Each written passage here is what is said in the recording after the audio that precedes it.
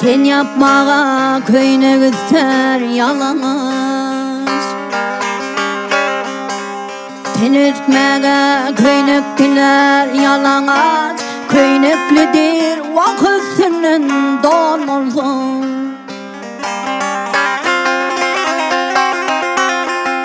Başsağlık deyip haktan diler karnı aç, beşin tapan ardu eder olmasın.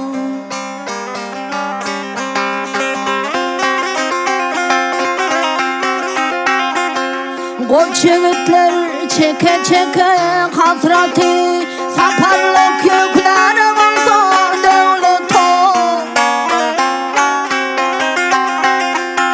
Yan edilen tapsa yanağı atı, yine diğer muğut tükenmez nan olsun.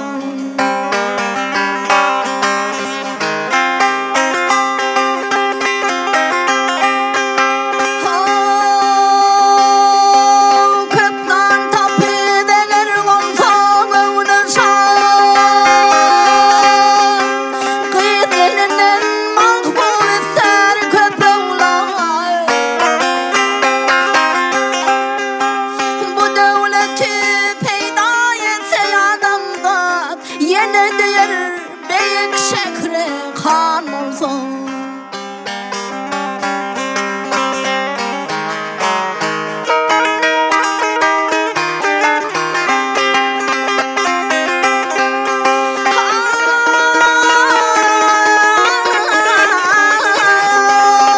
Hem kan olsa hem dünyası tay olsa,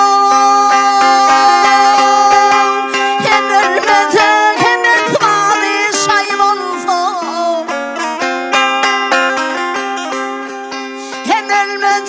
hem çiremez bay olsun.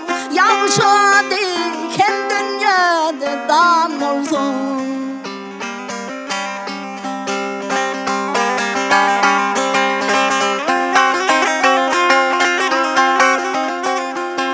Mağtumulu görüp düşman tanınansın.